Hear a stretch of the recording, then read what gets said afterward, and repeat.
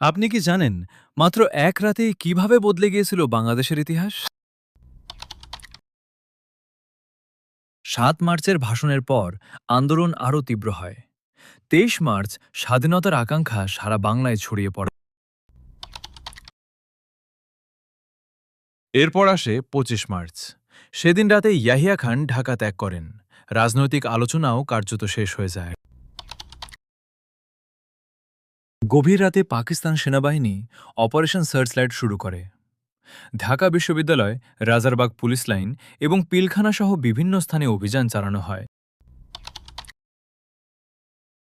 সেই রাতে বহু মানুষ প্রাণ হারান, অনেকে আহত হন এবং অসংখ্য পরিবার নিরাপদ আশ্রয়ের খোঁজে ঘর ছেড়ে যেতে বাধ্য হয়।